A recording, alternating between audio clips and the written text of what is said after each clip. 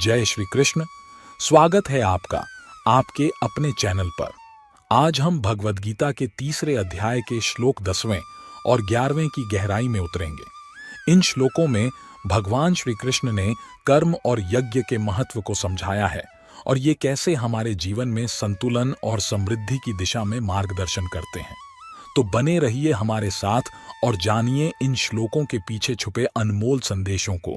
चलिए शुरू करते हैं। सहयज्ञ प्रजा सृष्ट्वा पुरोवाच प्रजापति अनेन प्रसविष्य ध्वमेश वोस्त्विष्ट कामधु। यह श्लोक यह बताता है कि सृष्टि के प्रारंभ में प्रजापति ने प्रजा के साथ यज्ञ की रचना की, जिससे लोग अपने कर्मों के द्वारा इच्छित फलों की प्राप्ति कर सकते हैं। यज्ञ यहाँ एक प्रतीक है जो कर्मों के साथ जीवन के अनुशासन को दर्शाता है, जिससे समाज में समृद्धि और संतोष प्राप्त होता है। प्रकृति के सभी तत्व ईश्वर की सृष्टि के अभिन्न अंग हैं। इस सृष्टि के सभी भाग स्वाभाविक रूप से समग्र सृष्टि से ऊर्जा प्राप्त करते हैं और उसे वापस देते हैं।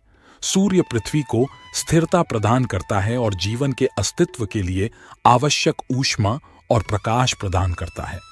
पृथ्वी हमारे पोषण के लिए अपनी मिट्टी से भोजन बनाती है और सभ्य जीवन शैली के लिए अपने गर्भ में आवश्यक खनिज भी रखती है।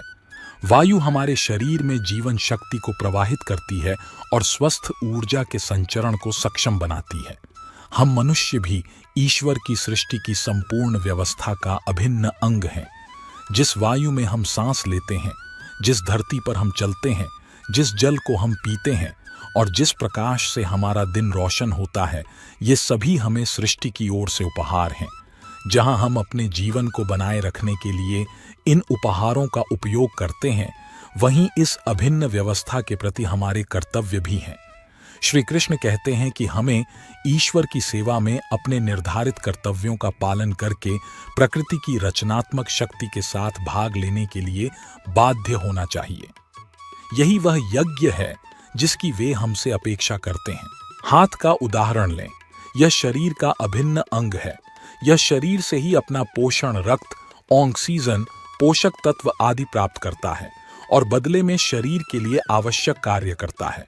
यदि हाथ इस सेवा को बोझ समझता है और शरीर से अलग होने का निर्णय लेता है, तो वह कुछ मिनट भी नहीं टिक सकता। शरीर के प्रति अपने यज्ञ को करने में ही हाथ का स्वार्थ भी पूरा होता है। इसी प्रकार हम आत्माएं परमात्मा के छोटे छोटे अंश हैं और हम सभी की महान योजना में अपनी भूमिका है। जब हम उनके प्रति अपना यज्ञ करते हैं तो हमारा स्वार्थ स्वाभाविक रूप से तृप्त हो जाता है। आम तौर पर यज्ञ शब्द का अर्थ अग्नि बलिदान होता है। भगवद गीता में यज्ञ में शास्त्रों में बताए गए सभी निर्धारित कार्य शामिल हैं, जब उन्हें सर्वोच्च को अर्पित किया जाता है। देवान भावयतानेन ते देवा भावयन्तु परस्परम भावयन्त श्रेय परम वाप्स्यत। इस श्लोक में भगवान श्री कृष्ण ने यज्ञ की महत्ता को रेखांकित किया है। यहाँ यज्ञ को एक ऐसा माध्यम बताया गया है जिसके द्वारा मनुष्य देवताओं का पूजन और संतुष्टि कर सकता है और बदले में देवता भी मानव की आवश्यकताओं को पूरा करेंगे। यह एक प्रकार का परस्पर पोषण का संबंध है, जिसमें दोनों पक्ष एक दूसरे के कल्याण के लिए कार्य करते हैं। इस परस्पर सहयोग से सभी का कल्याण होता है और अंततः परम कल्याण या मोक्ष की प्राप्ति होती है। इस श्लोक का मुख्य संदेश यह है कि जीवन में संतुलन और सहयोग अत्यंत आवश्यक हैं। एक दूसरे का सहयोग करने से समाज में समृद्धि और सुख शांति आती है। अर्थात देवता या देवता ब्रह्मांड के प्रशासन के प्रभारी हैं। सर्वोच्च भगवान अपने इन कार्यों का प्रबंधन इन्हीं देवताओं के माध्यम से करते हैं। ये देवता इस भौतिक ब्रह्मांड में स्वर्ग या स्वर्गीय लोकों में उच्चतर अस्तित्व के विमानों में रहते हैं। देवता ईश्वर नहीं हैं, वे हमारी तरह आत्माएं हैं। वे विश्व के कार्यों के संचालन में विशिष्ट पदों पर आसीन होते हैं, किसी देश की संघीय सरकार की तरह, जहां विदेश मंत्री, वित्त मंत्री, रक्षा मंत्री, अटॉर्नी जनरल आदि होते हैं। ये पद होते हैं और चुने हुए व्यक्ति इन पदों पर एक सीमित कार्यकाल के लिए रहते हैं। कार्यकाल समाप्त होने पर सरकार बदलती है और सभी पदधारी भी बदल जाते हैं। इसी प्रकार विश्व के कार्यों के संचालन में अग्निदेव, अग्नि के देवता, वायुदेव, वायु के देवता, वरुण देव, सागर के देवता, इंद्रदेव, देवताओं के राजा आदि जैसे पद होते हैं। पिछले जन्मों के कर्मों के अनुसार चयनित आत्माएं इन पदों पर एक निश्चित काल के लिए आसीन होती हैं और ब्रह्मांड के कार्यों का संचालन करती हैं। ये ही देवता हैं। वेदों में विभिन्न यज्ञों और प्रक्रियाओं का उल्लेख है जो देवताओं की संतुष्टि के लिए होते हैं और इसके बदले में देवता भौतिक समृद्धि प्रदान करते हैं। हालांकि जब हम सर्वोच्च भगवान की संतुष्टि के लिए यज्ञ करते हैं तो देवता अपने आप ही प्रसन्न हो जाते हैं। जैसे कि जब हम किसी वृक्ष की जड़ को पानी देते हैं तो वह पानी स्वाभाविक रूप से उसकी शाखाओं, पत्तियों, फूलों और फलों तक पहुंचता है। स्कंद पुराण में कहा गया है, अर्चिते देव देवेशे शंख चक्र गदाधरे अर्चिता सर्वे देवा स्यूर्यतः सर्वगतो हरिय।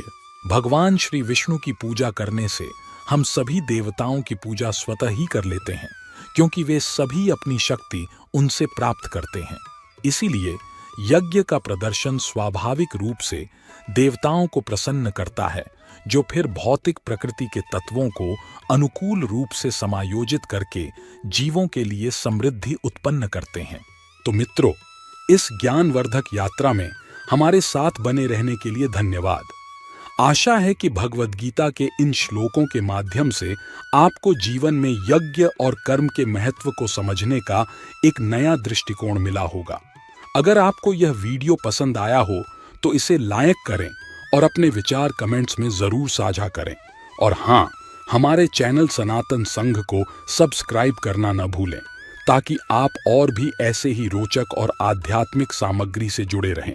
फिर मिलेंगे एक नए विषय के साथ। तब तक के लिए जय श्री कृष्ण।